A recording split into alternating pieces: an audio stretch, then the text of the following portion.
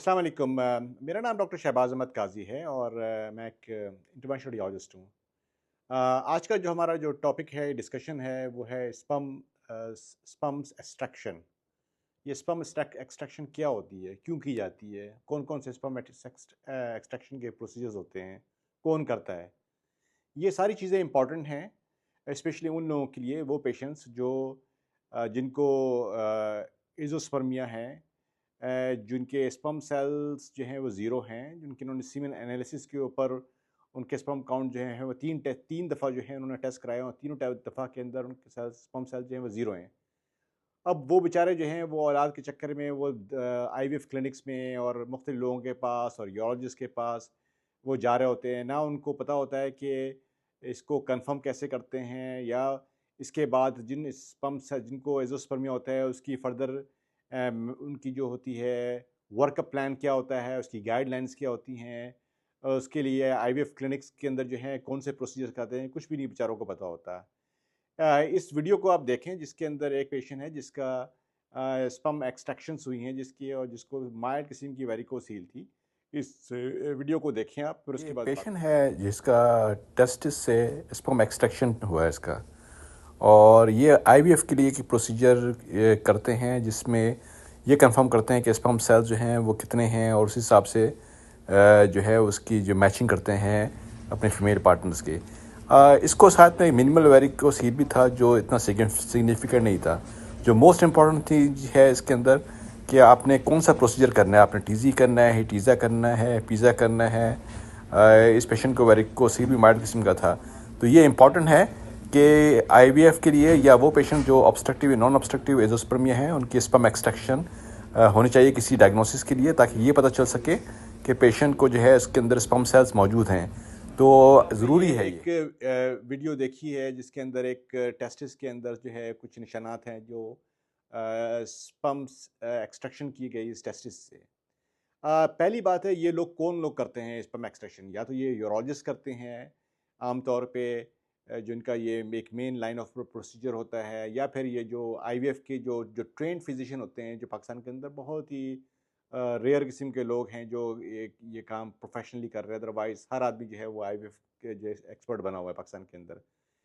अ, इसके लिए जो आईवीएफ के लिए, अब वो जो जो एज़ोस्पर्मिक पेशेंट्स हैं जिनको पहले तो ये अपने आप को कंफर्म करें कि वो क्या वो ऑब्स्ट्रक्टिव एज़ोस्पर्मिया है उनको या नॉन ऑब्स्ट्रक्टिव एज़ोस्पर्मिया है। क्या उनके टेस्टिस के अंदर स्पर्म की प्रोडक्शन हो रही है, और अगर हो रही है तो क्या वो आगे जाके जो उनकी जो जो ब्लॉकेज तो नहीं हो रही उसके अंदर, कम से कम वो पता होना चाहिए। क्या उनका फ्रक्टोज लेवल जो है वो पॉजिटिव है? अगर पॉजिटिव है, इसका मतलब है कि वो नॉन ऑब्स्ट्रक्टिव एज़ोस्पर्मिया है उन पेशेंट्स को। अब एज़ोस्पर्मिया जो है ना उसकी पेशेंट को कन्फर्मेशन है, और वो जो है आईवीएफ के लिए जा रहा है। तो अब आईवीएफ से जाने से पहले जो है ये इम्पोर्टेंट चीज़ें हैं कि क्या जिस जिस टाइम पे जो स्पर्म की एक्सट्रैक्शन हो रही है, जो भी यूरोलॉजिस्ट कर रहा है, या फिर जो आपके जो आईवीएफ के एक्सपर्टीज़ हैं वो कर रहे हैं, वो टाइमिंग्स क्या हैं? That's the most important thing. क्या वो जो है टाइमिंग जो मैच करना चाहिए आईवीएफ के पास, आईवीएफ के वक़्त के जो फीमेल पार्टनर है, उस टाइम जिस टाइम पे फीमेल का ओवल लिया जा रहा है, उसी टाइम के ऊपर जो है मेल का स्पर्म एक्सट्रैक्शन होना चाहिए या उससे पहले होनी चाहिए।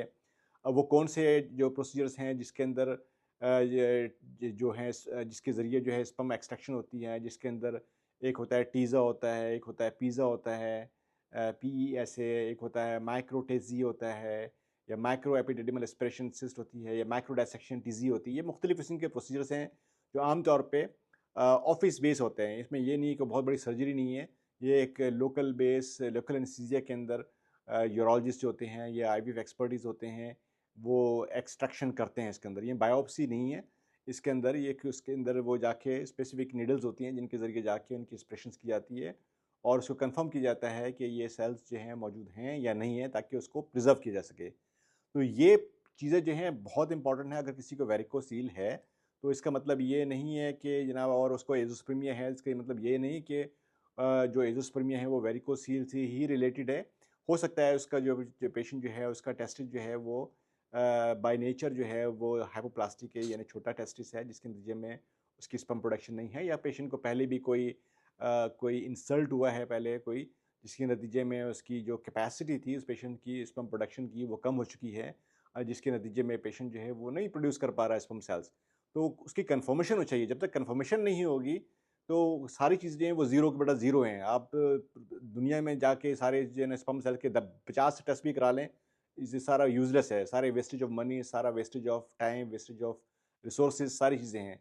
तो अगर किसी एक पेशेंट को अगर 3 सैंपल्स के ऊपर उसका जो है एज़ोस्पर्मिया आ रहा है, तो वो सबसे पहले अपने टेस्टिस की जो है वो स्पर्म एक्सट्रैक्शन कराए, देखिए कि क्या उसके अंदर वो सलाहियत मौजूद है स्पर्म प्रोडक्शन की या नहीं है। This is the most important.